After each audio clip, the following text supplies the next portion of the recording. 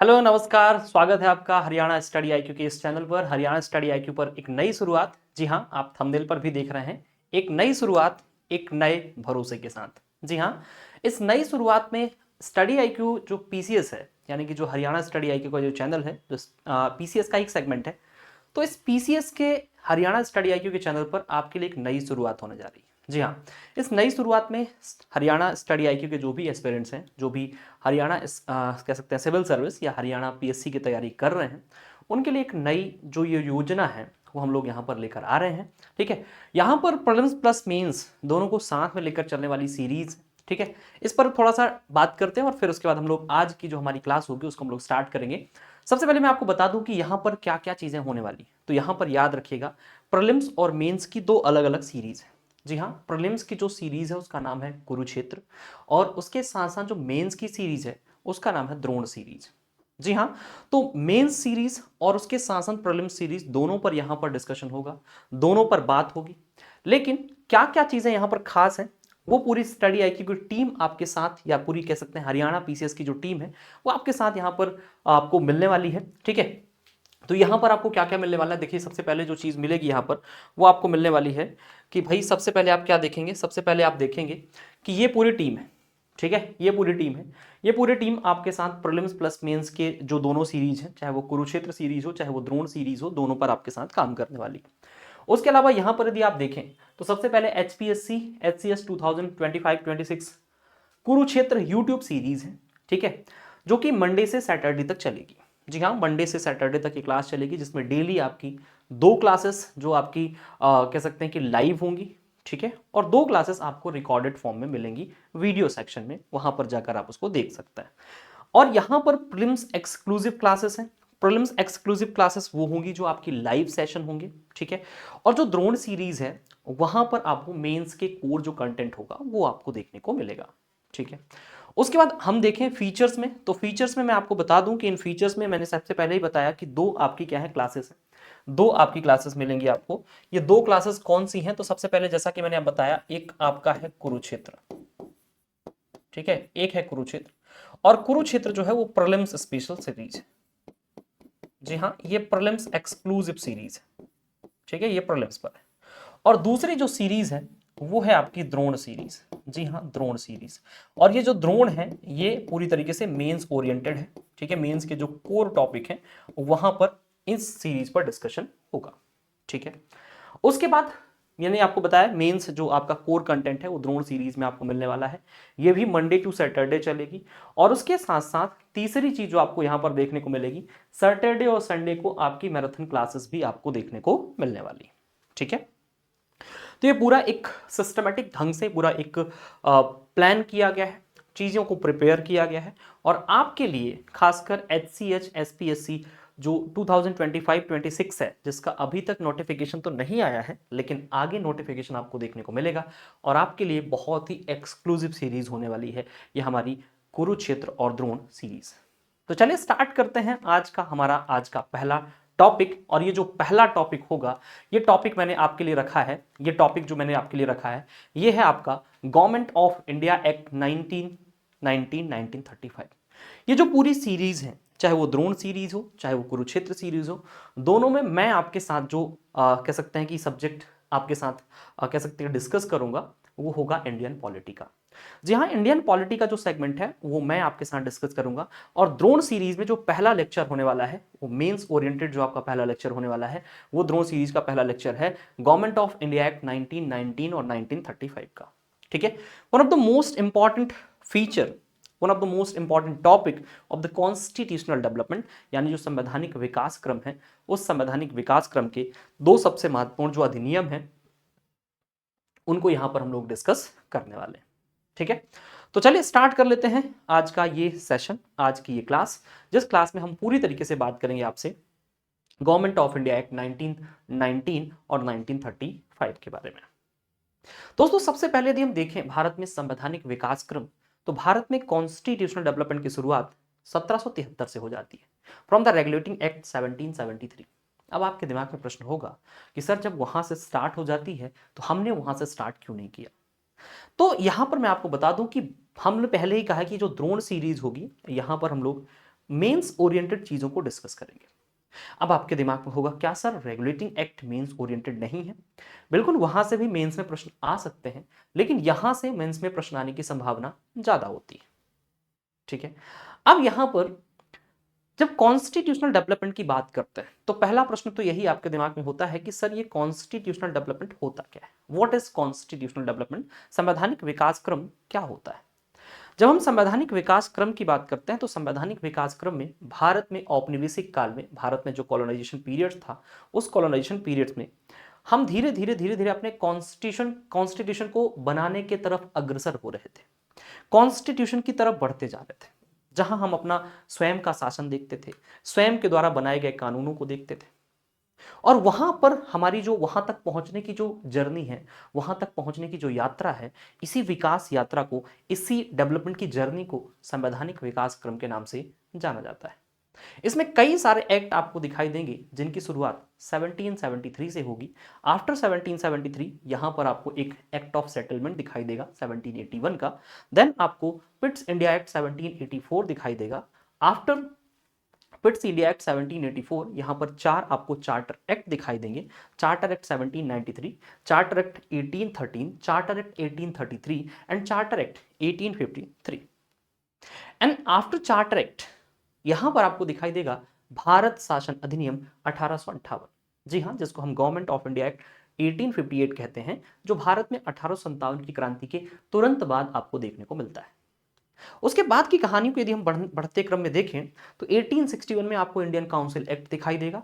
1892 में भी आपको एक इंडियन काउंसिल एक्ट दिखाई देगा। 1909 में भी आपको एक इंडियन काउंसिल एक्ट दिखाई देगा। और उसके बाद फिर 1919 में आएगा भारत शासन अधिनियम, जिसकी हमको आज यहां पर बात करनी। चलिए तो स्टार्ट करते हैं भारत शासन अधिनियम 1919। अब भारत शासन अधिनियम 1919 यानी कि गवर्नमेंट ऑफ इंडिया एक्ट 1919 की जब हम बात करते हैं तो सबसे पहले इसके बैकग्राउंड को समझते हैं कि भारत में 1919 के भारत शासन अधिनियम की शुरुआत कैसे हुई। अब थोड़ा सा बैकग्राउंड में यदि हम जाएं तो 1914 में 1914 में विश्व युद्ध शुरू हो चुका था। फर्स्ट वर्ल्ड वॉर जो है वो ऑलरेडी स्टार्ट है फ्रॉम द 1914 से, और 1918 तक ये वॉर चलता है। इस बीच में बहुत सारी समस्याएं देखने को मिलती हैं। समस्याएं कौन सी थी? एक तो महंगाई की समस्या थी। ठीक है, प्रथम विश्व युद्ध के कारण महंगाई बढ़ी हुई थी।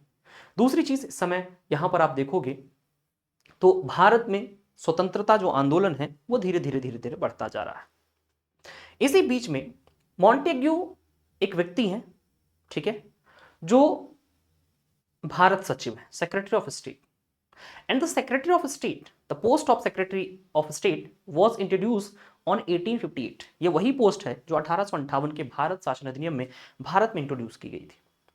इस मॉन्टेग्यू ने एक डिक्लेरेशन दिया, और इस मॉन्टेग्यू डिक्लेरेशन की जो डेट थी वो थी 20 अगस्त 1917। जी हाँ, 20 अगस्त 1917। और 20 अगस्त 1917 की इस डेट में जो मॉन्टेग्यू ने डिक्लेरेशन दिया, उस मॉन्टेग्यू अपने अपने डिक्लेरेशन में 20 अगस्त 1917 में यहां पर मॉन्टेग्यू क्या कहता है उसको समझने का प्रयास करता है। ठीक है, ये जो पूरी तरीके से बेस्ड है, हमारा जो ये अधिनियम है, ये पूरी तरीके से आपको बेस्ड होता हुआ दिखाई देगा मॉन्टेग्यू डिक्लेरेशन पर। जी हाँ, मॉन्टेग्यू डिक्लेरेशन पर। जब हम मॉन्टेग्यू डिक्लेरेशन की बात करते हैं, यानी मॉन्टेग्यू घोषणा पत्र की बात करते हैं, मॉन्टेग्यू घोषणा पत्र, ठीक है, मॉन्टेग्यू डिक्लेरेशन की जो डेट है वो है 20 अगस्त 1917। और 20 अगस्त 1917 को मॉन्टेग्यू तीन बातें करता है। पहली बात क्या करता है? पहली बात करता है उत्तरदायी सरकार की स्थापना। ठीक है, establishment of responsible government, establishment of responsible government, उत्तरदायी सरकार की स्थापना। दूसरी चीज वो जो बोलता है वो कहता है स्वायत्त शासी संस्थान, ऑटोनोमस इंस्टीट्यूशंस, ऑटोनोमस इंस्टीट्यूशन, स्वायत्त शासी संस्थान की स्थापना, स्वायत्त शासी संस्थान की स्थापना करना। ठीक है। और तीसरी बात जो मॉन्टेग्यू अपने डिक्लेरेशन में बोलता है वह है भारतीयों की भागीदारी को बढ़ाना। क्या बोलता है? To increase the participation of Indians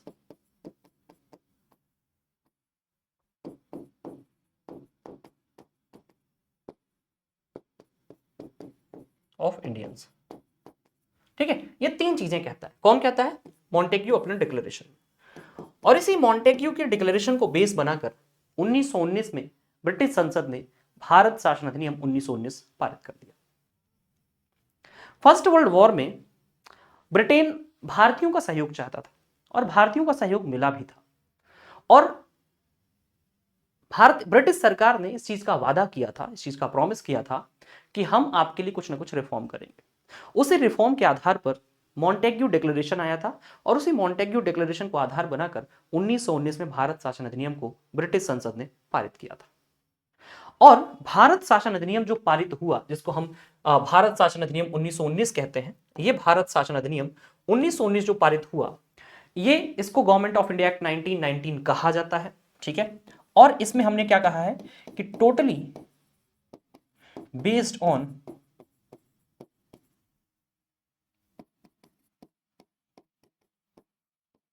Montagu declaration. Montagu declaration, ठीक है, पूरी तरीके से मॉन्टेग्यू के घोषणा पत्र पर क्या था? आधारित। ठीक है।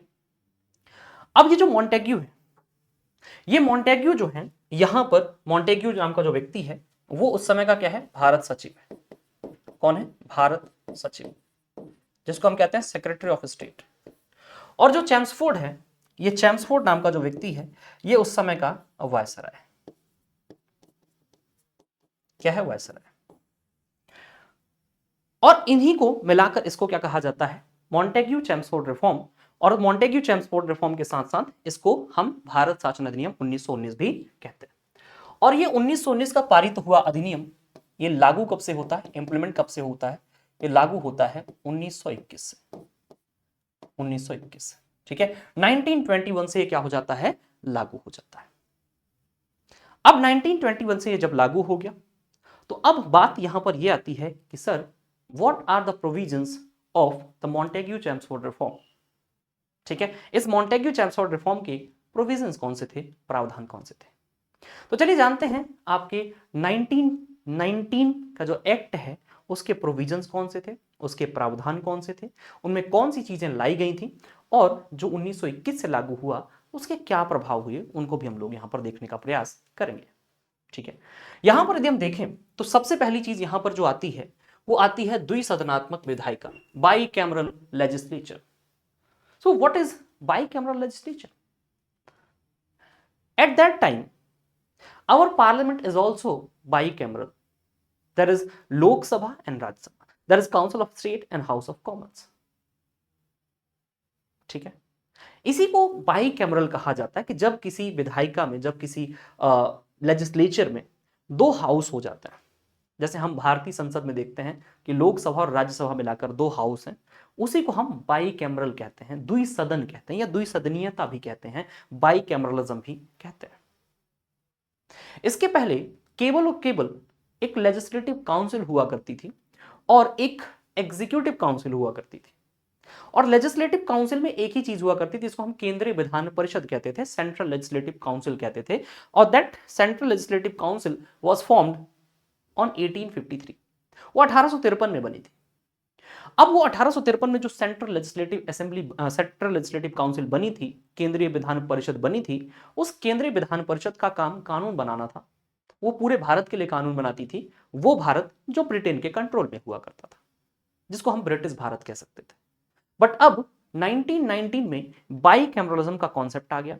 और बाई कैमरलिज्म कॉन्सेप्ट जब आया तो जो विधानसभा थी वो, और उसके साथ साथ एक राज्य परिषद, वो राज्य परिषद जो आजकल आपके राज्यसभा के रूप में दिखाई देती है, वो राज्य परिषद जो आज के राज्यसभा के रूप में दिखाई देती है, और विधानसभा, या जिसको हम सेंट्रल लेजिस्लेटिव असेंबली भी कह सकते हैं, क्या कह सकते हैं? सेंट्रल लेजिस्लेटिव असेंबली कह सकते हैं। तो ये जो सेंट्रल लेजिस्लेटिव असेंबली क्या है? सेंट्रल लेजिस्लेटिव असेंबली है, केंद्रीय विधानसभा, ये यहां पर हुआ करती थी। ठीक है, तो इसको हम कह सकते हैं लाइक लोकसभा, वर्तमान की जो लोकसभा है वैसे ही हुआ करती थी केंद्रीय विधानसभा, और राज्य परिषद आज की राज्यसभा के रूप में आप इसको देख सकते हैं। आज की राज्यसभा या जो काउंसिल ऑफ स्टेट है उसके तरह से आप इसको देख सकते हैं। ठीक है, अब जो यहां पर सदस्य संख्या भी देख लीजिए, कई बार प्रीलिम्स एग्जामिनेशन में आपके दिमाग में आ जाता है, हालांकि हम यहां पर पूरा मेंस के कॉन्टेक्स्ट में बात कर रहे हैं। तो मेंस में क्वेश्चन आएगा कैसे?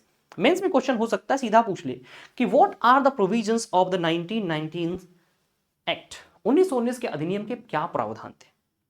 ठीक है, तो प्रावधानों में पहली प्रावधान, जो पहला प्रोविजन आप देख रहे हैं वो देख रहे हैं बाई कैमरल लेजिस्लेचर, पहली चीज। ठीक है, पहली चीज क्या है? By cameral legislature.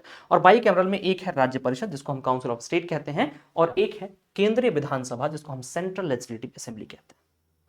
अब यहां पर जो राज्य परिषद है उस राज्य परिषद में टोटल नंबर ऑफ मेंबर्स जो हैं वो कितने हैं? 60।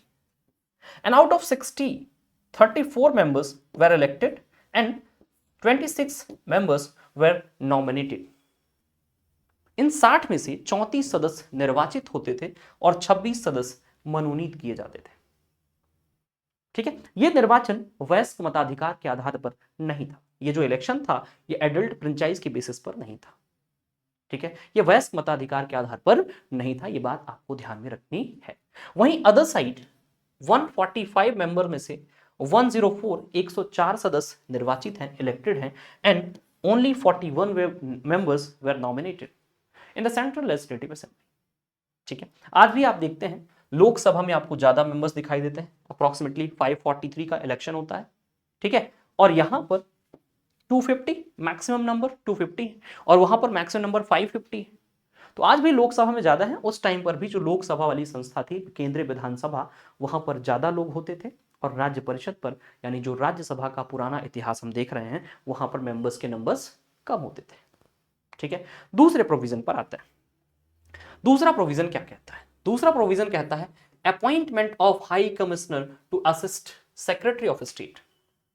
एक नया प्रोविजन लाया गया कि जो सेक्रेटरी ऑफ स्टेट 1858 के एक्ट में भारत में इंट्रोड्यूस कर दिया गया था, जिस पोस्ट को भारत में इंट्रोड्यूस किया गया था बाय द एक्ट ऑफ 1858, उसके बाद अब यहां पे कहानी ये है, यहां पे कहानी ये है कि यहां पर उस सेक्रेटरी ऑफ स्टेट को हेल्प करने के लिए एक हाई कमिश्नर बना दिया गया है।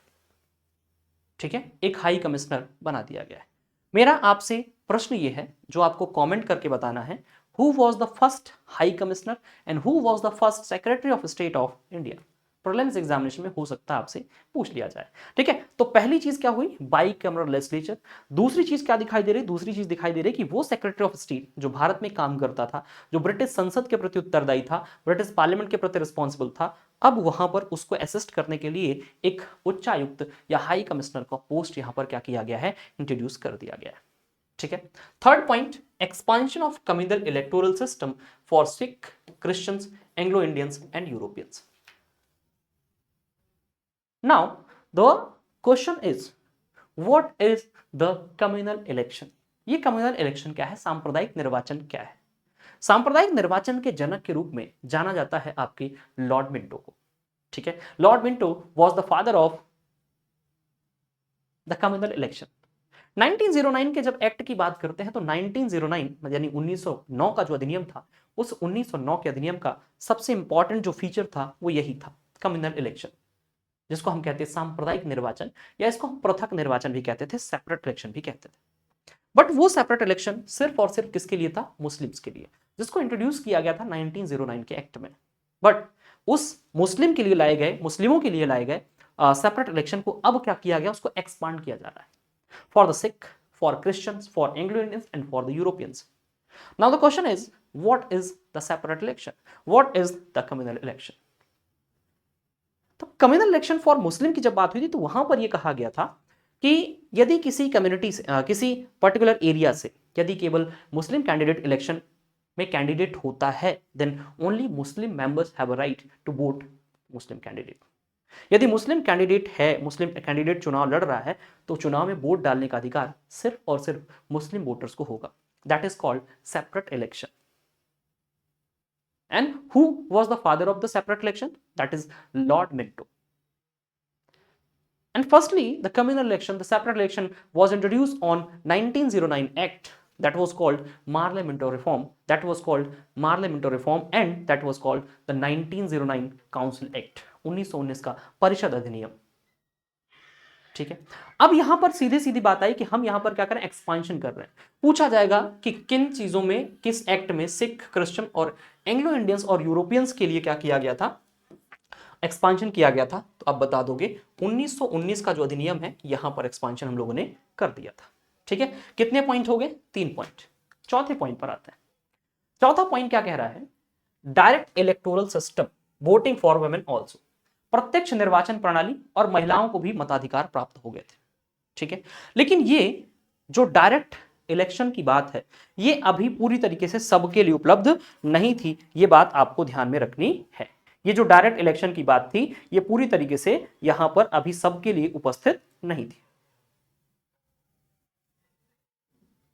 ठीक है, ये जो प्रत्यक्ष निर्वाचन की बात तो आ गई थी, लेकिन अभी ये 100% लोगों के लिए प्रत्यक्ष इलेक्शन की बात नहीं की गई थी। लेकिन हाँ, वुमेन्स के राइट्स की बात, वुमेन्स वोटिंग राइट की बात भी पहली बार 1919 के अधिनियम में ही होती है। ठीक है, जो महिलाओं के मताधिकार की बात होती है, महिलाओं को मताधिकार की बात, ठीक है, महिलाओं को मताधिकार की बात जो होती है, मताधिकार की बात, वो पहली बार इसी एक्ट में आपको दिखाई देती है, 1919 के एक्ट में आपको दिखाई देती है।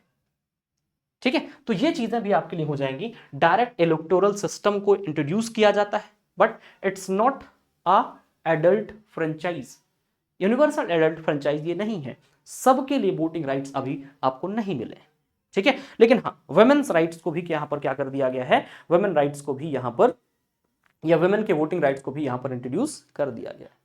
ठीक है, वो भी लिमिटेड राइट्स ही हैं, वो भी पूरी तरीके से क्या हैं, वो भी पूरी तरीके से सार्वभौमिक वयस्क मताधिकार के आधार पर नहीं है। ठीक है, अब ये जो अधिनियम है, इस अधिनियम में 1919 के अधिनियम में किसके आधार पर, शिक्षा के आधार पर, ठीक है, संपत्ति कर,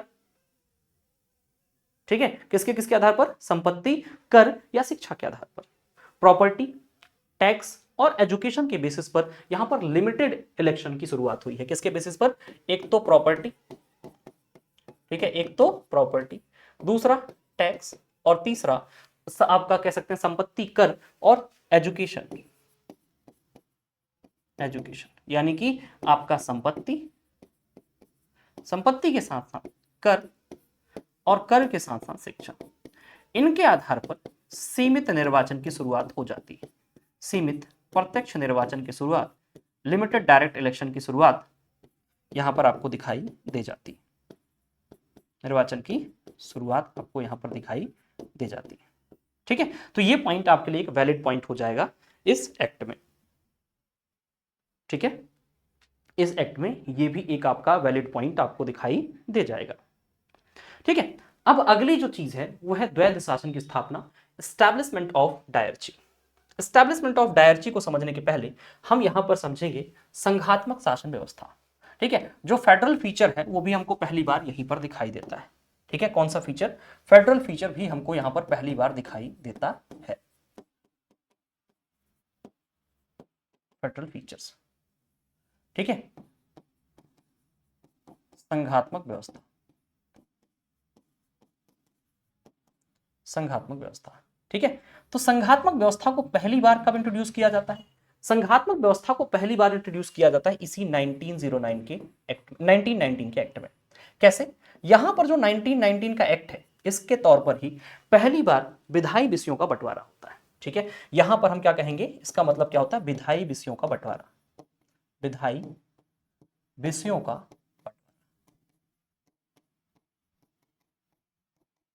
ठीक है, जिसको हम कहते हैं division of power, division of power. ठीक है, शक्तियों का विभाजन, शक्तियों का विभाजन। और शक्तियों का विभाजन पहली बार आपको क्या दिखा है, यहां पर दिखा है, जहां पर संघीय विषय अलग कर दिए गए हैं, संघीय विषय अलग कर दिए गए हैं और प्रांतीय विषय अलग कर दिए गए, जिसको हम कहते हैं फेडरल सब्जेक्ट और एक कहते हैं प्रोविंशियल सब्जेक्ट। ठीक है। अब संघीय विषय और प्रांतीय विषय हमने क्या कर दिए, बांट दिए। और संघीय विषय यानी फेडरल सब्जेक्ट और प्रोविंशियल सब्जेक्ट्स, क्या कह सकते हैं आपका फेडरल सब्जेक्ट और उसके साथ साथ प्रोविंशियल सब्जेक्ट, ये जो दो स्तर में हम शक्तियों को बांटते हैं, the division of power between two level of the government is called division of power, and division of power is a basis of the federal feature. जो संघात्मक शासन व्यवस्था है, जो फेडरल स्ट्रक्चर है, उस फेडरल स्ट्रक्चर का जो बेस है, जो मूल है, वो शक्तियों का विभाजन है। और शक्तियों का विभाजन पहली बार केंद्र और राज्य के स्तर पर, या कह सकते हैं संघ और प्रांतों के स्तर पर, वो 1919 के अधिनियम में ही हुआ था। इसलिए हम कहते हैं कि यहीं से federal structure of the government की शुरुआत मानी जाती है। ठीक है, यहीं से संघीय शासन व्यवस्था की शुरुआत भी मानी जाती है। अब यदि हम ये कहते हैं कि यहां से संघीय शासन व्यवस्था की शुरुआत हो जाती है, तो संघीय शासन व्यवस्था में आपको एक चीज और देखने को मिलेगी। ठीक है, कि पहले तो हम विधायी विषयों का बंटवारा कर दिया हमने, डिवीजन ऑफ पावर। ठीक है, वो भी कौन से, legislative power. Division of legislative power हो गया कि इस चीज पर कानून केंद्र बनाएगा, इस चीज पर कानून राज्य बनाएगा, ये बांट दिया। और यही जो बंटवारा होता है, इसी को हम कहते हैं, क्या कहते हैं, संघात्मक शासन व्यवस्था कहते हैं। इसे डिवीजन ऑफ पावर से शुरू होता है फेडरल स्ट्रक्चर। ठीक है, लेकिन इतनी ही चीजें नहीं हुई थी। यहां पर हम लोगों ने पहले तो विधायी विषयों को दो भागों में बांट दिया, एक तो संघीय विषय बना दिया, एक प्रांतीय विषय बना दिया। अब यहां पर ये जो प्रांतीय विषय हैं, इन प्रांतीय विषयों को दो और भागों में हमने बांटा, और वो कौन से थे, वो थे आपके आरक्षित विषय और एक था हस्तांतरित विषय। आपका आरक्षित और हस्तांतरित विषय, जिसको हम कहते हैं रिजर्व सब्जेक्ट, और एक होते हैं ट्रांसफर्ड सब्जेक्ट।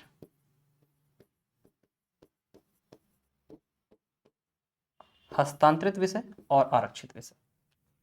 ठीक है, जब हम आरक्षित विषय की बात करते हैं, तो आरक्षित विषय पूरे से पूरे किसके अधीन होते हैं, गवर्नर जनरल, या गवर्नर जनरल को उस समय क्या कहा जाने लगा था, उस समय हम कहते थे उसको वायसराय। ठीक है, और जो हस्तांतरित विषय थे, ये भारतीय मंत्रियों के पास होते थे। किसके पास होते थे, भारतीय मंत्रियों के पास। ठीक है, मतलब ये जो मॉन्टेग्यू ने कहा था, ठीक है, मॉन्टेग्यू ने कहा था अपने डिक्लेरेशन में कि हम क्या करने वाले हैं, प्रशासन में भारतीयों की भागीदारी को बढ़ाने वाले हैं। We are going to increase the participation of Indians in the administration of India. Bharat के प्रशासन में भारतीयों की भागीदारी को बढ़ाने की बात मॉन्टेग्यू ने करी थी 20 अगस्त 1917 को। और 20 अगस्त 1917 के इस मॉन्टेग्यू डिक्लेरेशन पर ही बेस्ड है आपका 1919 का अधिनियम। और 1919 के अधिनियम में ये चीज आती है जहां हम प्रांतीय विषयों को वापस से एक बार बांट देते हैं, और प्रांतीय विषयों को वापस से दो भागों में बांटना, रिजर्व सब्जेक्ट और ट्रांसफर सब्जेक्ट में, इसी को कहा गया था द्वैध शासन, जिसको हम कहते हैं डायरची। ठीक है, आरक्षित विषय और हस्तांतरित विषय। ठीक है, इनको हम क्या कहते हैं, आरक्षित विषय और हस्तांतरित विषय के नाम से जानते हैं।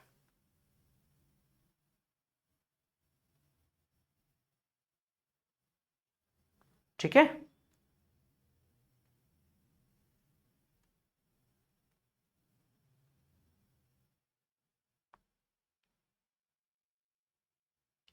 चलिए आगे आते हैं। अब ये जो विषय था, इसमें बंटवारा ऐसा होना था कि भारतीयों को भी पार्टिसिपेशन मिले, लेकिन सामान्यतः जो इंपॉर्टेंट सब्जेक्ट्स थे, जिसमें से फाइनेंस आना था, जिसमें से पैसे आने थे, जो ज्यादा इंपॉर्टेंट सब्जेक्ट्स थे, उन सबको कहाँ रखा गया था, उन सबको रिजर्व सब्जेक्ट में रखा गया था। और वहां पर पूरा का पूरा अधिकार कैसा हुआ करता था, वायसराय का हुआ करता था। ठीक है, और जो पीडब्ल्यूडी थी, पंचायत वगैरह थे, जहां पर नॉमिनल चीजें होती हैं, जहां पर नाम मात्र का पैसा हो, ठीक है, जहां पर फाइनेंशियल चीजें बहुत कम हो, उन सबको यहां रख दिया गया था। मतलब एक अनइवन डिस्ट्रीब्यूशन हुआ था। बहुत ऐसा नहीं था कि बिल्कुल इक्वली डिस्ट्रीब्यूट कर दिया हम लोगों ने, सब कुछ अच्छा हो गया था, नहीं, अनइवन डिस्ट्रीब्यूशन हुआ था। और इस अनइवन डिस्ट्रीब्यूशन के कारण बहुत ज्यादा ये प्रणाली, ये सिस्टम सफल नहीं हो पाया था। ठीक है, ये जो सिस्टम है, ये जो फीचर है, ये जो व्यवस्था है द्वैध शासन की, डायरची की, ये बहुत हद तक फेल हो गई थी। ठीक है, तो ये वाले फीचर को भी हम लोगों ने समझ लिया। अब यदि हम आगे की फीचर की बात करें, अगला फीचर है establishment of public service commission. ठीक है, यहां पर हुआ क्या था, यहां पर आपने देखा था कि अब 1919 के अधिनियम तक आते आते बहुत सारी चीजों पर भारतीयों को अधिकार मिल चुके थे और उसी के बेसिस पर केंद्रीय स्तर पर किसकी बात की जाती है, लोक सेवा आयोग, लोक सेवा आयोग, इसको कहा जाता है पब्लिक सर्विस कमीशन, इसकी बात की जाती है। और ये कौन सा पब्लिक सर्विस कमीशन है, जो आज के वर्तमान स्वरूप में, वर्तमान कॉन्टेक्स्ट में यूपीएससी के नाम से जाना जाता है। दरअसल बात यह है कि 1919 के अधिनियम में पहली बार लोक सेवा आयोग के गठन की बात होती है। इसके बाद यहां पर एक कमीशन गठित होता है जिसको लॉर्डली कमीशन या लॉर्डली आयोग के नाम से जाना जाता है। इसी को रॉयल कमीशन भी कहा जाता है। और इस रॉयल कमीशन के रिकमेंडेशन पर 1 अक्टूबर, ठीक है, 1 अक्टूबर 1926 को क्या कर दिया जाता है, आपके संघीय लोक सेवा आयोग का गठन कर दिया जाता है। संघीय लोक सेवा आयोग गठित हो जाता है और यही संघीय लोक सेवा आयोग वर्तमान में यूपीएससी के नाम से जाना जाता है, जो स्वतंत्रता के बाद से अपने वर्तमान स्वरूप में आ जाता है। ठीक है, स्वतंत्रता के बाद वर्तमान स्वरूप में क्या होता है, आ जाता है। ठीक है, तो केंद्रीय स्तर पर लोक सेवा आयोग के गठन की बात पहली बार 1919 के अधिनियम में होती है। ठीक है, उसके बाद लॉर्डली कमीशन का गठन किया जाता है। उसके बाद उस लॉर्डली कमीशन के रिकमेंडेशन पर आपका केंद्रीय स्तर पर एक लोक सेवा आयोग गठित कर दिया जाता है, जिस लोक सेवा आयोग का नाम होता है संघीय लोक सेवा आयोग। और आफ्टर इंडिपेंडेंस वो अपने करंट कह सकते हैं कॉन्टेक्स्ट में दिखाई देता है, जिसको हम यूपीएससी के नाम से जानते हैं, धौलपुर हाउस, दिल्ली। ठीक है, वहां पर आपको ये देखने को मिल जाएगा। तो ये बात भी यहां पर होती है कब, 1919 के शासन, भारत शासन अधिनियम में। ठीक है, एक चीज और यहां पर ध्यान रखना है कि पहली बार क्या हुआ है, संघीय विषय और प्रांतीय विषयों को अलग अलग किया गया है। और यहीं पर याद रखिएगा, पहली बार फर्स्ट टाइम जो आपका बजट है, ठीक है, पहली बार केंद्रीय बजट को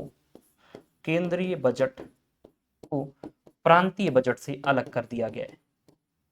प्रांतीय बजट से अलग मतलब याद रखिएगा, जो फेडरल बजट है वो अलग है और जो प्रोविंशियल बजट है वो सब कुछ अलग हो चुका है। ठीक है, ये कहानी आपको ध्यान में रखनी है। यहां तक की कहानी आपको शायद क्लियर हो गई होगी। ठीक, अब यहां पर एक बात जो सबसे आखिरी बात है, वो सबसे आखिरी बात क्या है कि जो 1919 का अधिनियम है, इस 1919 के अधिनियम में एक प्रोविजन ये भी था कि ये जो हम प्रोविजन लागू कर रहे हैं, ये जो एक्ट हम लागू कर रहे हैं, भारत शासन अधिनियम 1919, इस भारत शासन 1919 के अधिनियम से भारतीयों को क्या लाभ हुए या इस भारत शासन अधिनियम के आ जाने के बाद क्या प्रभाव पड़े और क्या प्रभाव नहीं पड़े, इन सबको जानने के लिए एक स्टैच्यूटरी कमीशन बनाए जाने की बात की गई थी। The provision related to constitution of the statutory commissions for the review of 1919 Act is also included in the Act of 1919.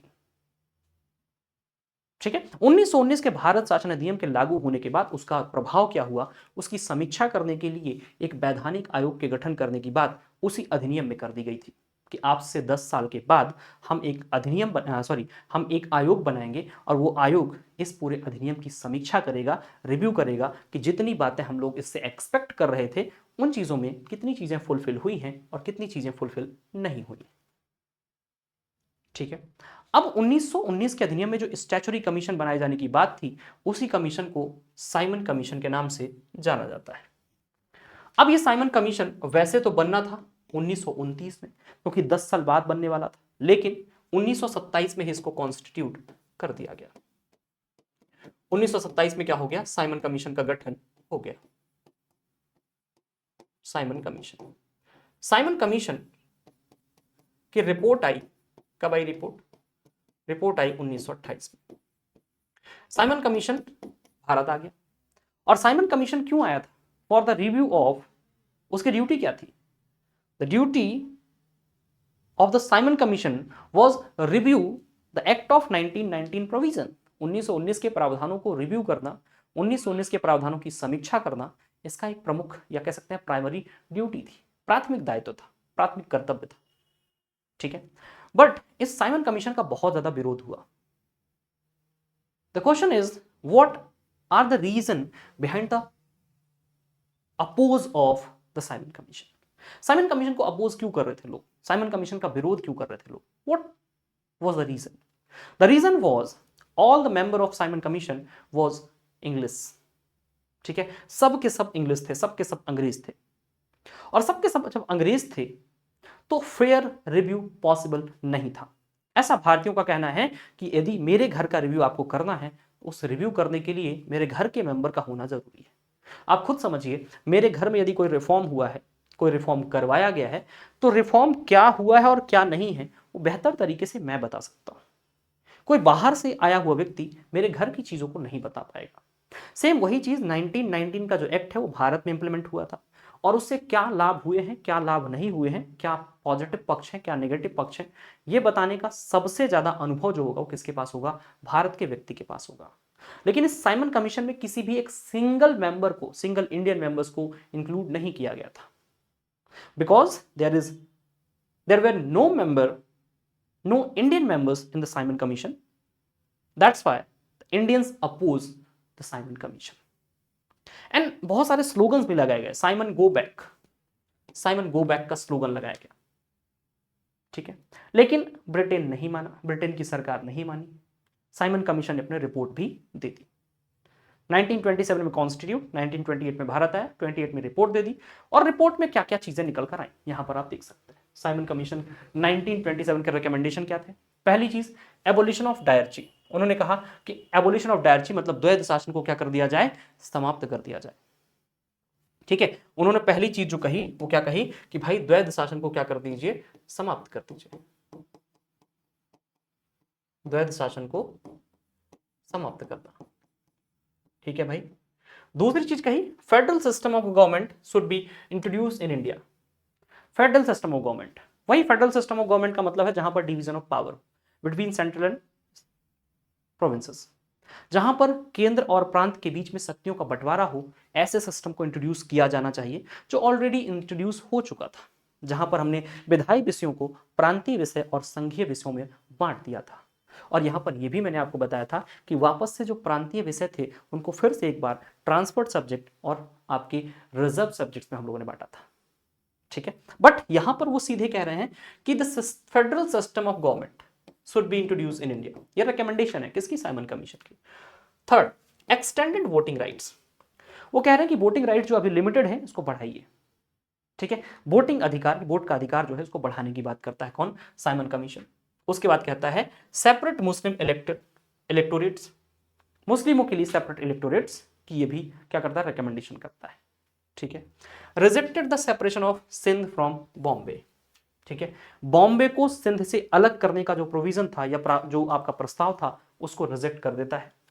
The demand of the frontier of equal status was also neglected.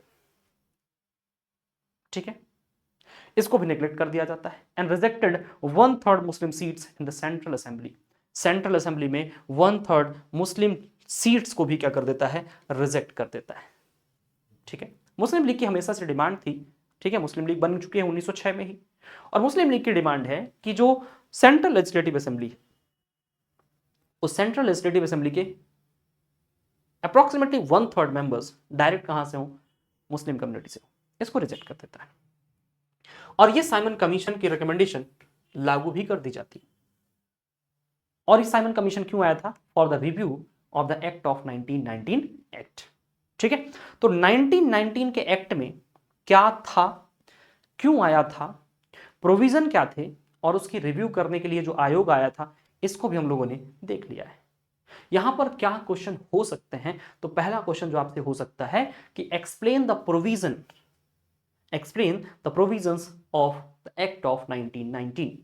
और इन provision में हम लोगों ने federal feature, bicameralism, public service commission, ठीक है, आपका federal structure, federal feature, ठीक है, public service commission, Simon commission, statutory commissions, ये सारी बातें हम लोगों ने यहां पर करने का प्रयास किया है। और साथ ही साथ extended separate elections for Sikh, Christians, Europeans and Anglo Indians. And there is also a limited voting rights for the women's and limited voting rights limited voting rights and limited direct election was also introduced in this act. ये सारी चीजें कहां पर आपको देखने को मिलती हैं? 1919 के भारत शासन अधिनियम में देखने को मिल जाती है। अब बात यह है कि जिस कॉन्फिडेंस के साथ, जिस बड़े उद्देश्य के साथ, जिस बड़े रिफॉर्म के सपने को लेकर ये एक्ट लाया गया था, उस तरीके से यह एक्ट अपने सपनों को पूरा नहीं कर पाया, अपने रिफॉर्म को पूरा नहीं कर पाया और एक तरह से कह सकते हैं कि ये फेल हो गया था। अब बात यह है कि 1927 में जब साइमन कमीशन आया और साइमन कमीशन का बहुत ज्यादा विरोध हुआ, उस समय एक व्यक्ति है, क्या नाम है उस व्यक्ति का? एक व्यक्ति है भारत सचिव। कब की बात कर रहा हूं मैं? 1927-28 की भारत सचिव। इस समय भारत सचिव जो है उसका नाम है Lord Birkenhead. Lord Birkenhead.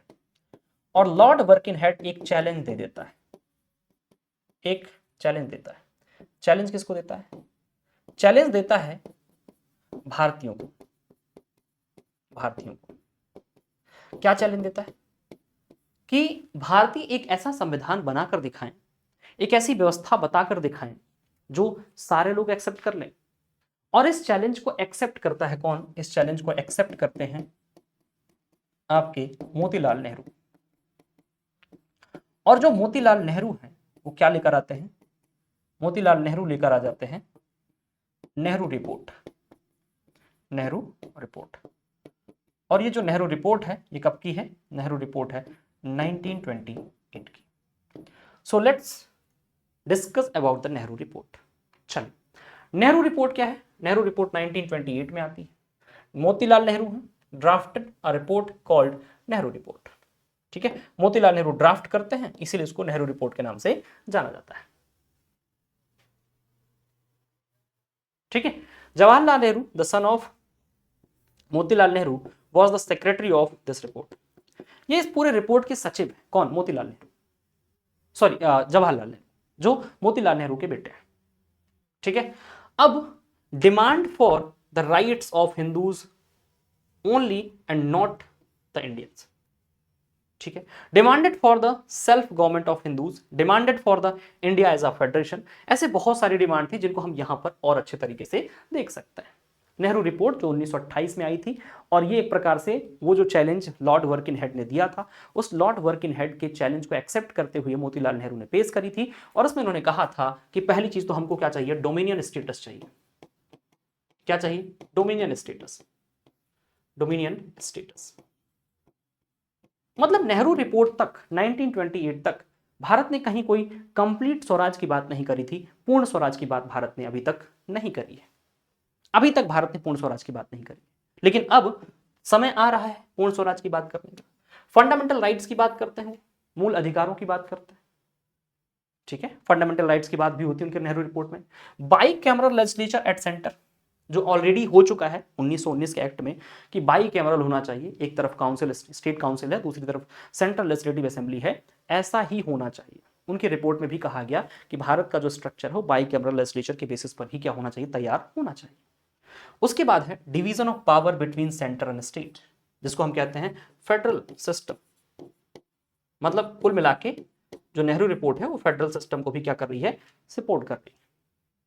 और उसके साथ साथ वो कह रहे हैं कि जो सेपरेट इलेक्टोरेट है उसको खत्म कर दीजिए, चाहे वो मुस्लिम्स के लिए हो, चाहे वो सिख के लिए हो, चाहे वो क्रिश्चियंस के लिए हो, चाहे वो एंग्लो इंडियंस के लिए हो, चाहे वो यूरोपियंस के लिए हो। There is no need of the separate election. That's why we have to abolish the separate election in India. Nehru report में स्पेशली क्या कहा जाता है? रेकमेंड किया जाता है कि जो भारत में ये सेपरेट इलेक्शन नाम की जड़ आप लेकर आ गए हो, इसको आप खत्म कर दो। इसकी यहां पर कोई जरूरत नहीं है। There is no need of the separate election in India। Bharat में किसी प्रकार के सेपरेट इलेक्शन की जरूरत नहीं है, इसको खत्म कर दीजिए। तो कई बार प्रीलिम्स एग्जामिनेशन में पूछ लिया जाता है कि consider the following statement which one is not about the Nehru report. इनमें से कौन सा ऐसा है जो नेहरू रिपोर्ट से रिलेटेड नहीं है? तो ये 5 पॉइंट यदि आप याद रखेंगे तो आपको सारी चीजें क्लियर हो जाएंगी। ठीक है, बट यहां पर एक बात मुझे आपसे जो डिस्कस करनी है वो यहां पर है डोमिनियन स्टेटस को लेकर। Motilal Nehru talking about the dominant status, but Motilal Nehru एक महत्वपूर्ण बात कहते हैं कि जो डोमिनेंट स्टेट की बात मैं कर रहा हूं it is for only 1 year. With in 1 year आप यदि इसको एक्सेप्ट कर लेते हैं तो ठीक है, दैट्स वाई हम इसके रिस्पॉन्सिबल नहीं होंगे। मतलब वो एक समय दे रहे हैं, कितना, 1 साल। कह रहे हैं ये जो डिमांड मैं कर रहा हूं नेहरू रिपोर्ट के थ्रू, ये सिर्फ और सिर्फ 1 साल के लिए है। यदि विद इन 1 ईयर आप इसको मान लेते हैं then it is okay, but यदि विद इन अ ईयर आप यदि इसको एक्सेप्ट नहीं करते हैं तो फिर मैं इसके लिए रिस्पॉन्सिबल नहीं होऊंगा। मतलब इन डिमांड से मैं अपने आप को अलग कर लूंगा। ऐसा नहीं कि ये डिमांड मैं 1928 में कर रहा हूं और आगे चलकर आप 1935 में कहो कि आपने तो ये मांगा था, हम आपको ये दे रहे हैं। नहीं, इसको आपको यदि देना है तो विद इन 1 ईयर ही आपको देना पड़ेगा। बट ऐसा कुछ हुआ नहीं, विद इन 1 ईयर कुछ भी ऐसा नहीं हुआ और नेहरू रिपोर्ट का कोई मतलब नहीं निकला। ठीक है, अब नेहरू रिपोर्ट का जब कोई मतलब नहीं निकला, लेकिन अब धीरे धीरे धीरे धीरे जो भारत में आंदोलन है वो बढ़ते जा रहे हैं और आंदोलनों के बढ़ने के साथ साथ एक कहानी और हो रही है। कहानी ये हो रही है कि ये जो समस्याएं हैं भारत में, अंग्रेजों का जो कॉलोनियल पीरियड है ये भी बढ़ रहा है, लेकिन अंग्रेजों के सामने भी समस्या है। भारतीयों में राष्ट्रवाद भी बढ़ रहा है, नेशनलिज्म भी बढ़ रहा है और भारत में जो राष्ट्रवाद बढ़ रहा है ये धीरे धीरे 1929 तक आ चुका है। 1929 में लाहौर में अधिवेशन होता है। ठीक है, यहां पर फिर से मैं आपको एक चीज बता दूं, 1929 का लाहौर अधिवेशन, 1929 का कांग्रेस का लाहौर समिट।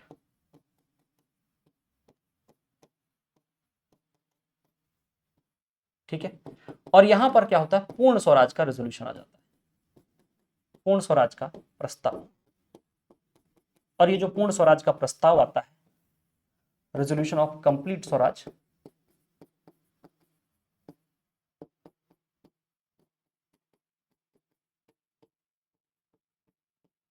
ये जो आता है ये वास्तव में यदि हम देखें तो इस कांग्रेस के लाहौर समिट के जो अध्यक्ष होते हैं वो होते हैं जवाहरलाल नेहरू। जवाहरलाल नेहरू। और इसी एक्ट के बाद, इसी समिट के बाद 26 जनवरी 1930 को झंडा फहराया जाता है।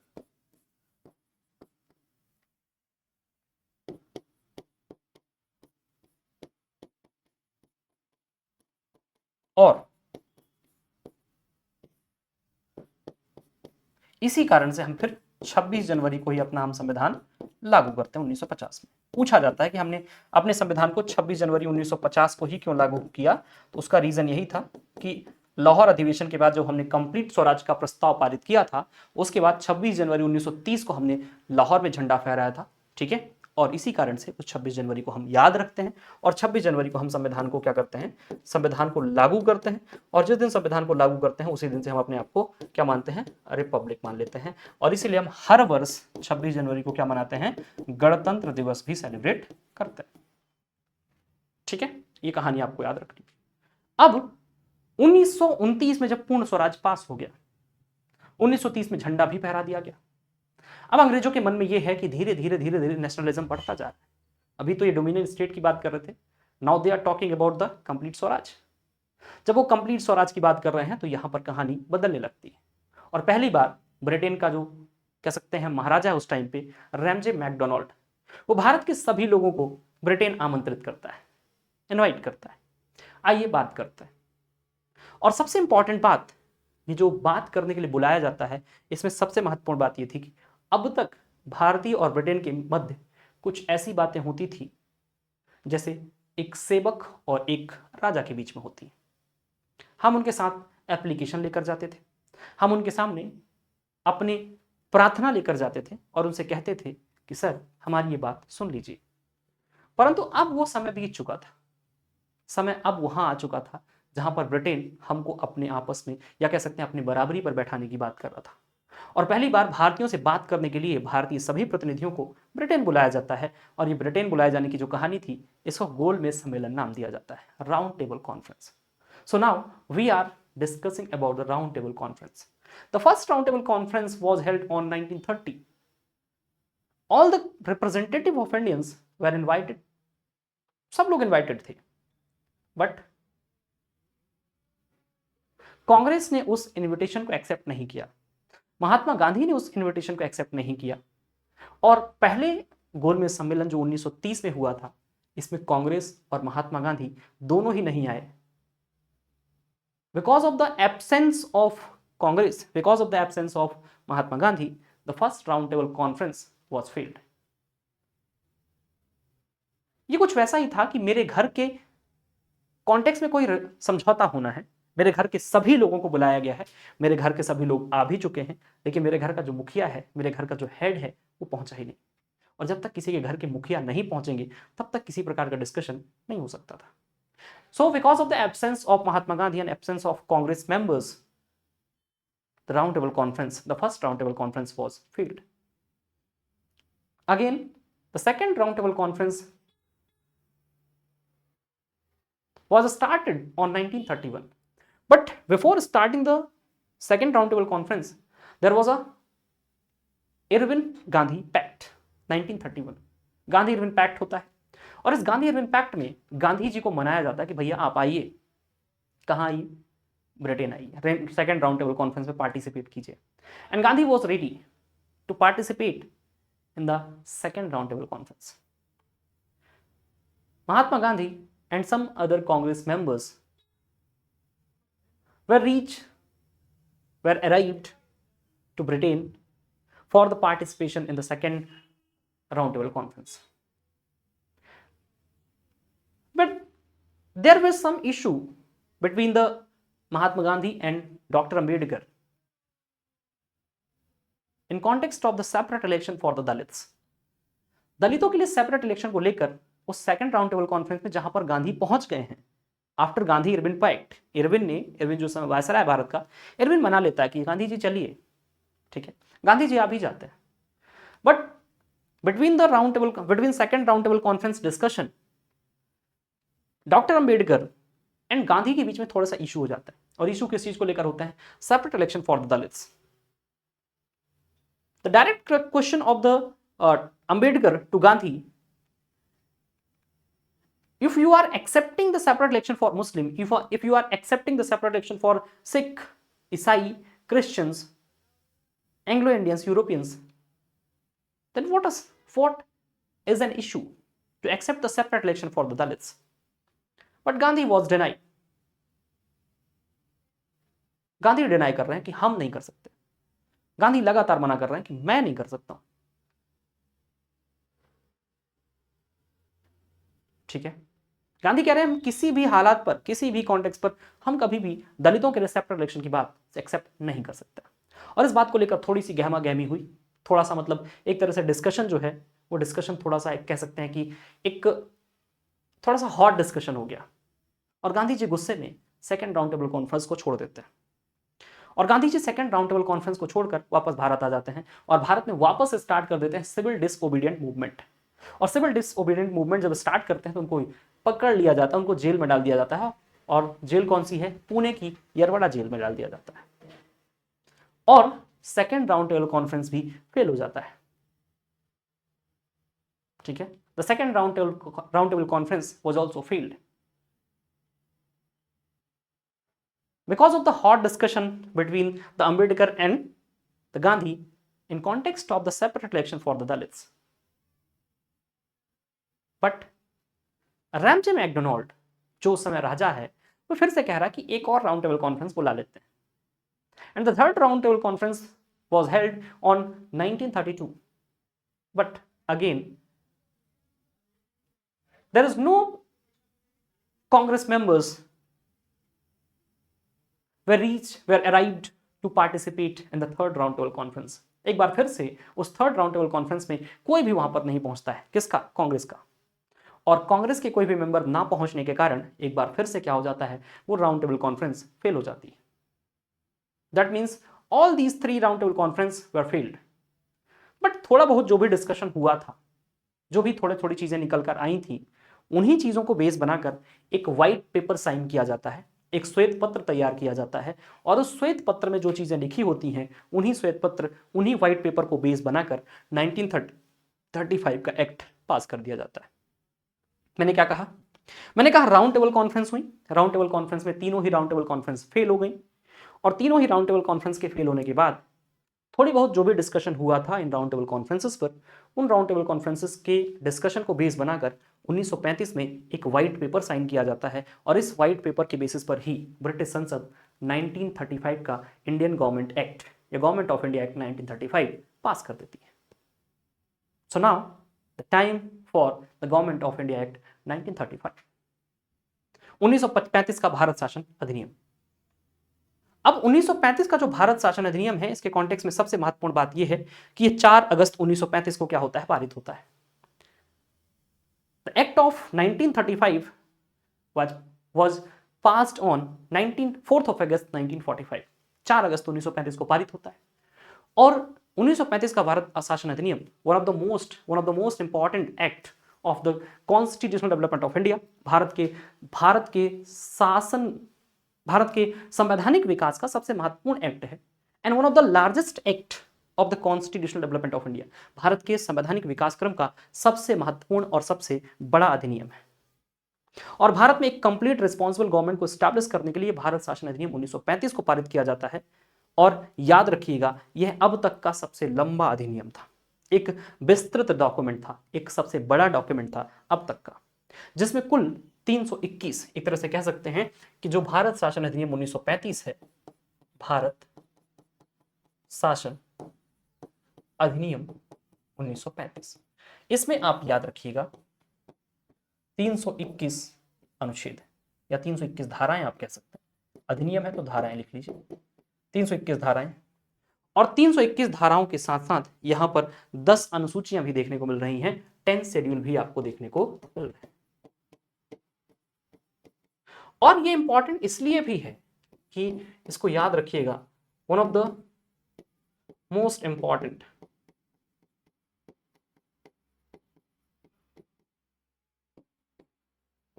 Source of the constitution of India.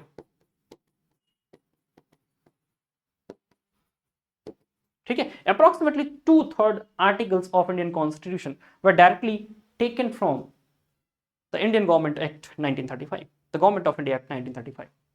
1935 के भारत शासन अधिनियम में 1935 के भारत शासन अधिनियम में जितने अनुच्छेद थे उनमें से लगभग 1/2 हिस्सा पूरी तरीके से भारतीय संविधान में शामिल कर लिया जाता है, इसलिए इसको कहा जाता है one of the largest source of Indian constitution.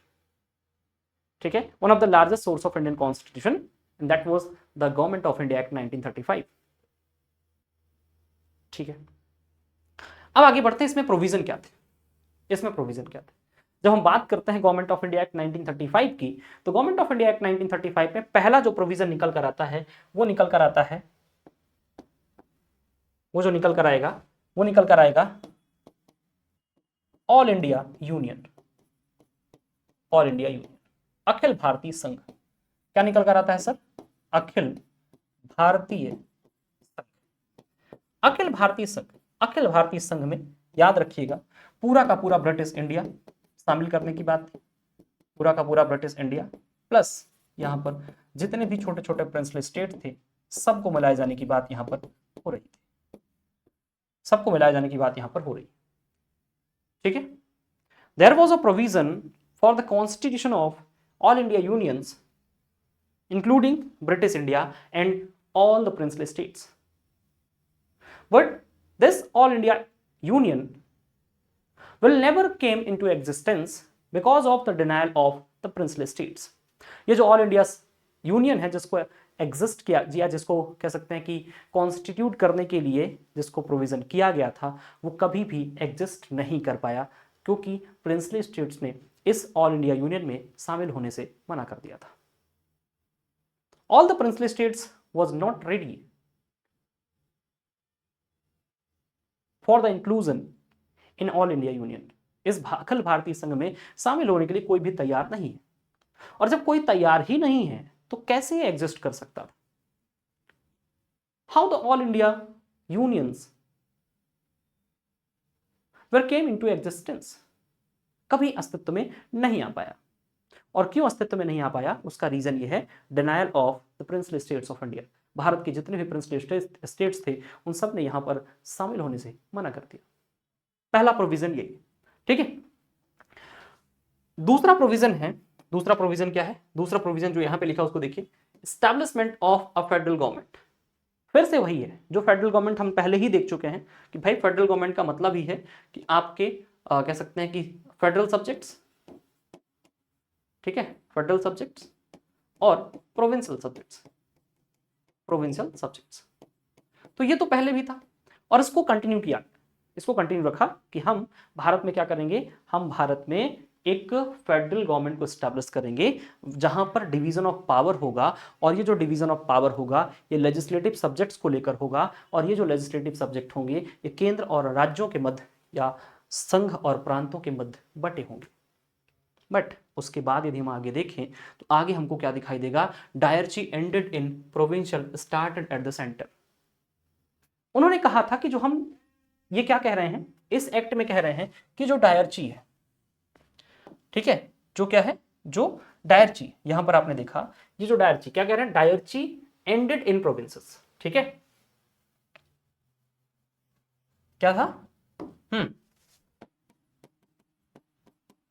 डायरची क्या कर रहे हैं, एंड कर रहे हैं, एंडेड इन प्रोविंसेस। अब आप थोड़ा सा याद करिए ये डायरची है क्या, डायरची का मतलब ये था कि जो प्रोविंशियल सब्जेक्ट थे, जो प्रोविंशियल सब्जेक्ट थे, इन प्रोविंशियल सब्जेक्ट को हम लोगों ने दो भागों में बांटा हुआ था। कौन कौन से भाग थे, एक भाग था आपका ट्रांसफर्ड सब्जेक्ट, एक क्या था, ट्रांसफर सब्जेक्ट, और एक था आपका रिजर्व सब्जेक्ट, ठीक है। तो वो कह रहे हैं कि जो प्रोविंस में आपने करके रखा है इसको खत्म कर दीजिए और सेम चीज कहां ले आइए, सेम चीज ले आइए आप सेंट्रल के लेवल पर, यूनियन लेवल पर, संघीय स्तर पर। और अब संघ में आप वो कर दीजिए, संघ में क्या कर दीजिए, एक भाग बना दीजिए ट्रांसफर्ड और एक बना दीजिए रिजर्व, ठीक है। वो कह रहे हैं कि जो प्रोविंशियल में आपने डायरची स्टार्ट करी है, इस प्रोविंशियल डायरची को क्या कर दीजिए, डायरची एंडेड इन प्रोविंसेस, ठीक है। वो कह रहे हैं कि प्रांतों में इसको समाप्त करिए, प्रांतों में समाप्त करिए, ठीक है, और केंद्र में लागू करिए, केंद्र में लागू करने की बात कर रहे हैं। किस एक्ट में, 1935 के एक्ट में। ये दूसरा प्रोविजन हो गया। क्या निकला दूसरा प्रोविजन, दूसरा प्रोविजन निकला कि प्रांतों में द्वैध शासन समाप्त, केंद्र में प्रारंभ, सेंट्रल में स्टार्ट कीजिए। According to the provision of 1935 act, the dyarchy ended in provinces and started at the centre, केंद्र में स्टार्ट कीजिए। उसके बाद यहीं पर डिवीजन ऑफ पावर दिखाई दिया, और डिवीजन ऑफ पावर को हमने सीधे सीधे कहा कि भाई देयर वर 3 लिस्ट, यहां पर क्या होंगी, 3 लिस्ट होंगी। यहां पर आ जाता है क्या, division of power, division of power. हालांकि ये आपके जो फेडरल फीचर्स हैं उन्हीं से रिलेट करता है, लेकिन यहां पर स्पेशली 3 लिस्ट बना दी गई। कौन कौन सी, एक तो यूनियन बना दी गई, एक तो स्टेट बना दी गई या प्रोविंशियल कह सकते हैं, और एक बना दी गई कॉन्करेंट, ठीक है, जिसको हमने कहा संघीय सूची, तो हमने कहा राज्य सूची, और इसको हमने कहा समवर्ती सूची। इसका मतलब क्या है, यहां पर कानून बनाने का अधिकार सिर्फ केंद्र सरकार के पास, केंद्र सरकार कानून बनाएगी इन विषयों पर, ठीक है। यहां पर कौन बनाएगा, राज्य सरकार कानून बनाएगी,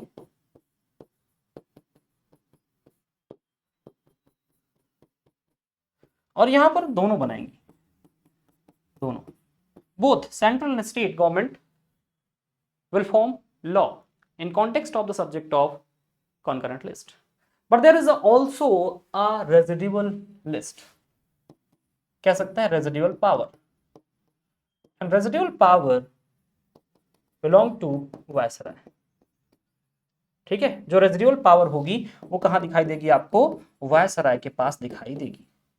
और ये जो डिवीजन ऑफ पावर है, यहीं से आप जब आगे पढ़ोगे schedule number 7 of Indian constitution, तो schedule number 7 of Indian constitution में सेम चीज आपको दिखाई देगी, सेम चीज, वहां पर भी ये 3 चीजें आपको दिखाई देंगी, ठीक है, union list, state list and concurrent list, and There is also a residual list, residual power, but residual power here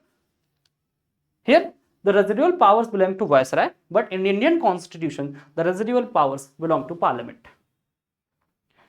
अवशिष्ट सूची पे कानून बनाने की शक्ति भारत शासन अधिनियम 1935 के तहत वायसराय के पास है, परंतु भारतीय संविधान में अवशिष्ट सूची में कानून बनाने की शक्ति पार्लियामेंट को दी गई है, यानी कि संसद को दी गई है। ठीक है, यहां तक की सारी कहानी आपको क्लियर है। अब हम बढ़ रहे हैं आगे। यहां पर हमने इस चीज को देख लिया। विषय यदि आपको याद रखना तो याद कर लीजिएगा 59, 54 और उसके साथ साथ 36। ठीक है, 59, 54 और 36। अब एक प्रश्न आपके दिमाग में हो सकता है कि सर ये जो अवशिष्ट सूची है, ठीक है, ये जो रेजिड्यूरी सब्जेक्ट्स हैं ये क्या होता है? रेजिड्यूरी सब्जेक्ट की जो लिस्ट होती है उसको रेजिड्यूअल लिस्ट कहा जाता है।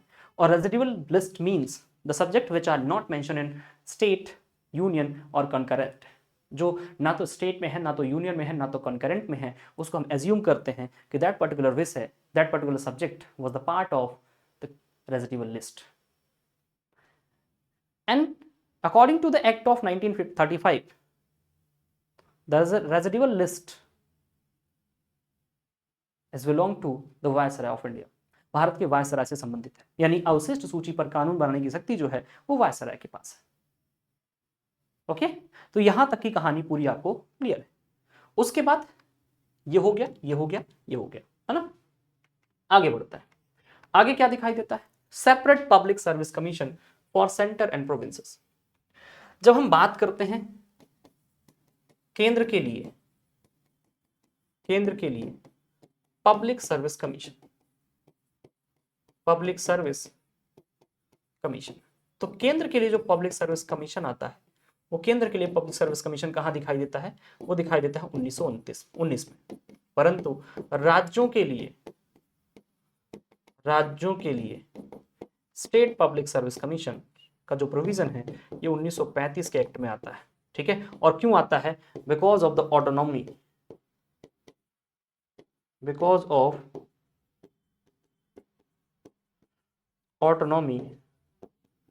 Of provinces. क्योंकि 1935 का जो अधिनियम है, 1935 के अधिनियम में प्रोविंशियल ऑटोनॉमी स्टार्ट होती है, और because of the starting of provincial autonomy there were provisions related to state public service commission कि भारत में प्रांतों में स्वायत्तता की बात की जा रही है, प्रोविंशियल ऑटोनॉमी की बात की जा रही है, और प्रोविंशियल ऑटोनॉमी की बात करने के कारण, प्रोविंशियल ऑटोनॉमी यानी कि प्रांतीय स्वायत्तता को स्टार्ट करने के कारण यहाँ पर प्रांतीय स्तर में अलग से भारत शासन अधिनियम में अलग से स्टेट पब्लिक सर्विस कमीशन को कॉन्स्टिट्यूट करने की बात की जाती है। अलग से भारत शासन अधिनियम 1935 में राज्यों के लिए लोक सेवा आयोग के गठन की सिफारिश की जाती है। स्पेशली प्रीलिम्स में क्वेश्चन बनते हैं कि केंद्र में लोक सेवा आयोग के गठन की बात कौन से एक्ट में की गई थी? आप बताओगे एक्ट ऑफ 1919। बट जब आपसे पूछा जाएगा कि राज्यों के लिए पृथक प्रांतीय लोक सेवा आयोग के गठन की बात किस अधिनियम में की गई थी, तब आप बात करोगे कि यह बात की गई थी 1935 के साथ अधिनियम में। जब आपसे पूछा जाएगा कि किस एक्ट में प्रांतों में डायरची स्टार्ट की गई थी, आप बताओगे 1919 में स्टार्ट की गई थी। आपसे पूछा जाएगा कि कब प्रांतों में डायरची को खत्म किया गया, द्वैध शासन को समाप्त किया गया, आप बताओगे 1935 में। और कब भारत में संघीय स्तर पर डायरची को स्टार्ट करने की बात की गई, आप बताओगे 1935 में। ठीक है, आपसे पूछा जाएगा कहां पर स्पेशली डिवीजन किया गया union list, state list and concurrent list का, आप बताओगे 1935 के भारत शासन अधिनियम में ऐसा करने का प्रयास किया गया था। ये सारी कहानी आप दिमाग में रखोगे, ये सारी कहानी आप बताओगे, ये सारी कहानी आप मेंस एग्जामिनेशन में लिखने का प्रयास भी करोगे, क्योंकि जब वो पूछेगा कि what are the main feature of the act of 1935 of the constitutional development, संवैधानिक विकास के 1935 के अधिनियम के मुख्य प्रावधान क्या थे, तब आप ये सारे पॉइंट्स आपको लिखने पड़ेंगे। ठीक है, अब आगे पढ़ते हैं। Expansion of communal electoral system for Dalits, women and labours. वो कम्युनल इलेक्शन जो 1909 में शुरुआत हुआ था, जिसका बीज 1909 में मार्लियामेंट रिफॉर्म के बेसिस पर शुरू हुआ था, जो पहले मुस्लिमों के लिए था, बाद में उसको स्टार्ट किया गया for the Dalits, for Sikh, for Anglo Indians, for Europeans. उसको और एक्सटेंड किया गया and extended for the women's labours and for the Dalits. But ये कभी एग्जीक्यूट नहीं हो पाया। इस एक्ट की बहुत सारी चीजें हैं जो एग्जीक्यूट नहीं हो पाई। ठीक है, इस एक्ट में बहुत सारे ऐसे प्रोविजंस थे जो एग्जीक्यूट नहीं हो पाए, जैसे सेंट्रल लेवल पर डायरची को स्टार्ट करना कभी एग्जीक्यूट नहीं हो पाया, जैसे ऑल इंडिया यूनियन को कॉन्स्टिट्यूट करना कभी नहीं आ पाया। ये कुछ ऐसी चीजें जो थी जो कभी एग्जीक्यूट ही नहीं हो पाई। ये कभी वो चीजें थी जो कभी एग्जीक्यूट नहीं हो पाई। तो ये दिमाग में आपके होना चाहिए। ठीक है, तो ये प्रोविजन आ गया। उसके बाद जब आगे बढ़ोगे तो टोटल 11 प्रांतों में विधानसभा का गठन हो गया था। मतलब अब पूरे भारत में 11 प्रांत हो गए थे। कितने प्रांत आ गए थे? आपको 11 प्रांत देखने को मिल रहे थे। कितने प्रांत देखने को मिल रहे थे? 11 प्रांत यहां पर आपको देखने को मिल रहे थे। ठीक है, अब इन 11 प्रांतों के अलावा जो इन 11 प्रांतों में से 6 प्रांत थे, उन 6 प्रांतों के लिए आप देखोगे कि उन 6 प्रांतों में द्विसदनीय विधायिका की शुरुआत हो चुकी थी। ठीक है, जैसे अब इन 6 प्रांतों में जो द्विसदनीय विधायिका थी उनमें आपका मद्रास, ठीक है, बॉम्बे, बंगाल, संयुक्त प्रांत,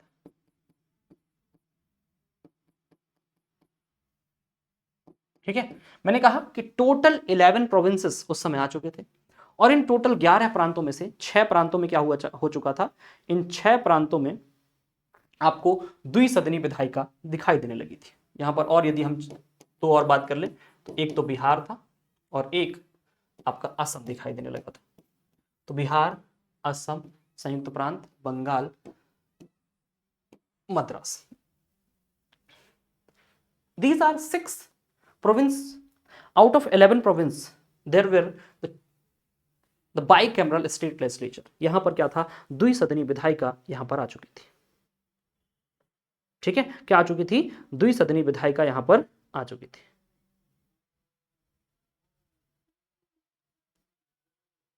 ठीक है, अब यहां पर एक चीज और किया गया, वो जो भारत परिषद थी,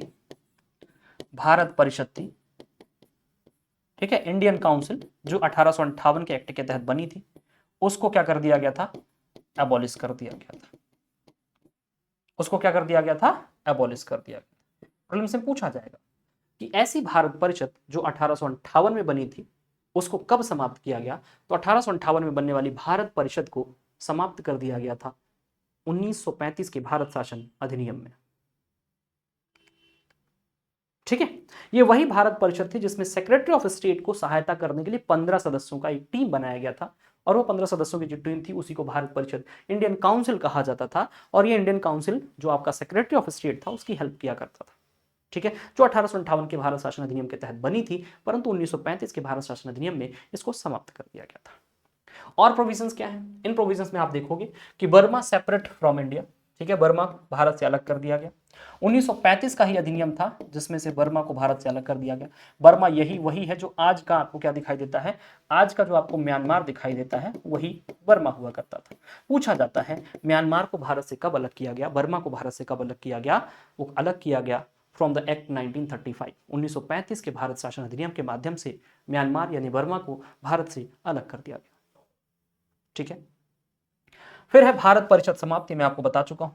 1937 संघीय न्यायालय दिल्ली में स्थापित कर लिया। अब आप समझिए कि जो फेडरल कोर्ट है, क्योंकि भारत में अब 11 प्रोविंसेस हो चुके हैं, ठीक है, प्रांत भी है, संघ भी है। तो ये जो प्रांत और संघ के मध्य जो डिस्प्यूट है, जो प्रांतों के मध्य कोई विवाद है, विवादों को सुलझाने के लिए यहां पर 1935 के भारत शासन अधिनियम में एक संघीय न्यायालय को स्थापित करने की बात की गई थी। There were provisions related to the constitution of the federal court। Federal court को कॉन्स्टिट्यूट करने की बात थी और इस फेडरल कोर्ट को कॉन्स्टिट्यूट किया गया इन 1937। और 1937 में जब इसको कॉन्स्टिट्यूट किया गया तो यहां पर कुल 7 जज यहां पर हुआ करते थे। ठीक है, कुल 7 जज यहां पर हुआ करते थे। उन 7 जजों में एक चीफ जस्टिस और 6 अन्य न्यायाधीश होते थे। ठीक है, पूछा जाएगा कि 1935 में जो फेडरल कोर्ट को स्टैब्लिश करने की बात की गई थी वो कब स्टैब्लिश हुआ, आप बताओगे 1937 में स्टैब्लिश हुआ, और वहां पर टोटल 7 जज थे जिसमें एक मुख्य न्यायाधीश और 6 अन्य न्यायाधीश हुआ करते थे। ये प्रोविजन भी आपके दिमाग में होना चाहिए, ये प्रोविजन भी आपके दिमाग में होना चाहिए। ठीक है, अब यहां पर आते हैं भारत शासन अधिनियम 1935 क्या है भाई। A federal court was set up under the 1935 Act to settle dispute between the union and the units.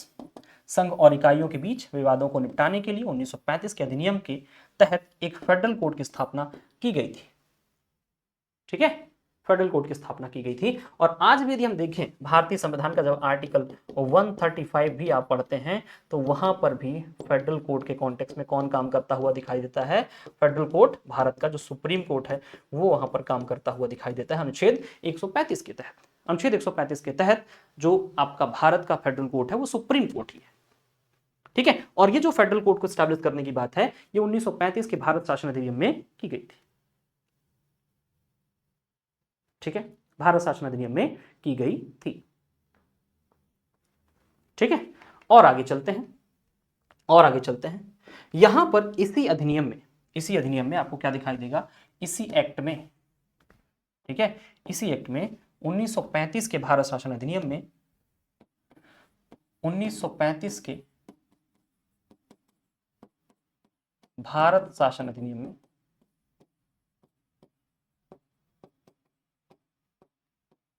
में क्या क्या दिखाई देगा, दो तीन चीजें और दिखाई देंगी।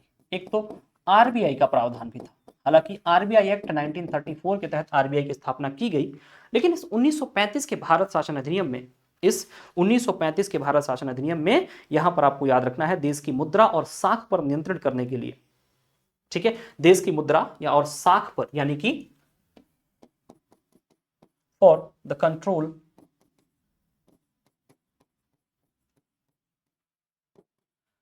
on the monetary and credit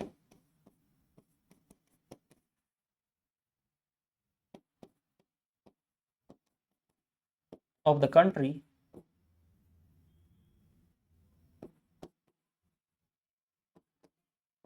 there was a provision for the establishment of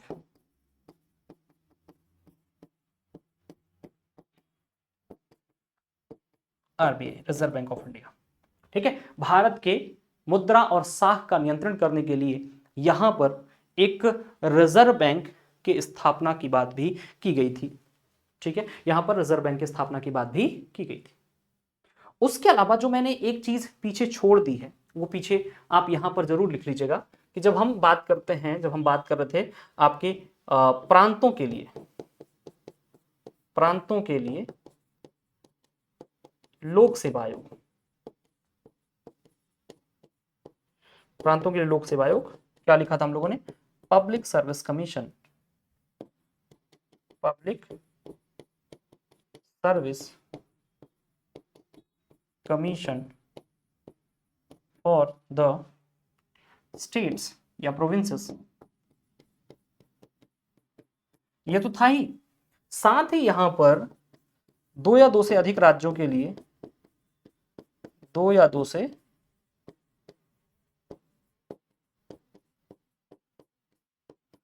अधिक राज्यों के लिए क्या था, दो या दो से अधिक राज्यों के लिए यहां पर ज्वाइंट पब्लिक सर्विस कमीशन की बात की गई थी।